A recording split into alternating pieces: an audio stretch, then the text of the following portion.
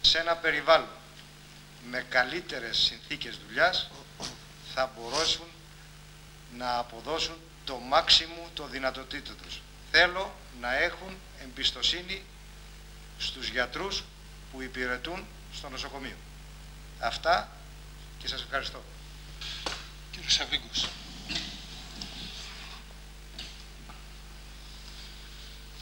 Καταρχήν, ο πρόεδρος του ΔΣ και ο πρόεδρος της Επιστημονικής Επιτροπής με έχουν καλύψει σε πολλά θέματα, αλλά θα ήθελα και εγώ να τονίσω ορισμένα.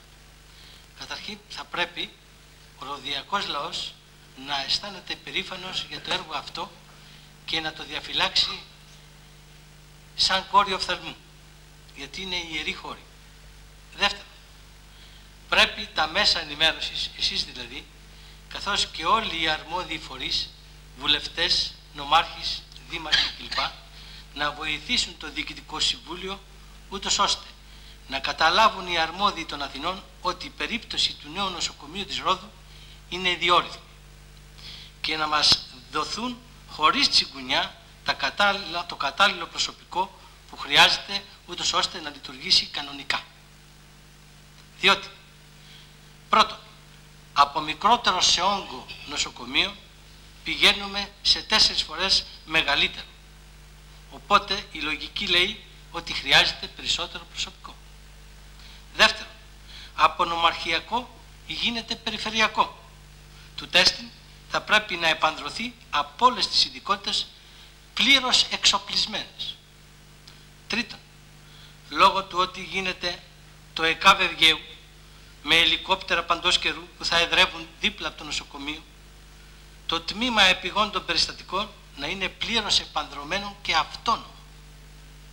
Και τέλος, σαν ακριτική και νησιωτική περιοχή που είμαστε, το χειμώνα με τις καιρικές συνθήκες που επικρατούν, είμαστε αποκλεισμένοι και γι' αυτό κάθε ασθενής πρέπει να αντιμετωπίζεται εδώ και όχι να μετακομίζεται στην Αθήνα με τα επακόλουθα που συνεπάγονται οι κίνδυνοι, οι οικονομικές επιβαρύνσεις κτλ.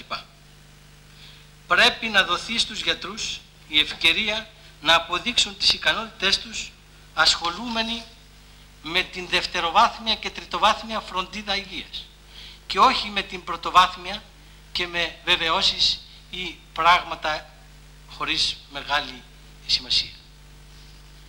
Δεν πρέπει με το ψήλου πήδημα ο κάθε ασθενής να τρέχει στο νοσοκομείο. Υπάρχουν τα ασφαλιστικά ταμεία τα οποία έχουν πληθώρα ιατρών και πρέπει πρώτα να απευθύνονται σε εκείνα και μετά, εφόσον αδυνατούν αυτοί να τα εξυπηρετήσουν, να έρχονται στο νοσοκομείο. Και τέλος, θέλω να τονίσω ότι στο νοσοκομείο της Ρόδου οι γιατροί, το ΔΣ, δηλαδή το Διοικητικό Συμβούλιο και το υπόλοιπο προσωπικό κάνουν υπεράνθρωπες προσπάθειες για να ανταπεξέλθουν σε όλο αυτό το φόρτο εργασίας και τις αντικσοότητες που αντιμετωπίζουν. Επίσης, θα ήθελα, επειδή το άκουσα τώρα, το ΔΣ είπε κάτι, άφησε κάτι υπονοούμενα ότι θα μπορούσαν να αντικατασταθούν. Εμείς νομίζουμε ότι αυτή τη στιγμή είναι λάθος να αντικατασταθούν, διότι είναι αυτοί που γνωρίζουν το καινούριο νοσοκομείο και θα πρέπει έστω ακόμα για λίγο χρονικό διάστημα να μας βοηθήσουν να φέρουμε εις πέρας και εμείς το έργο μας. Ευχαριστώ.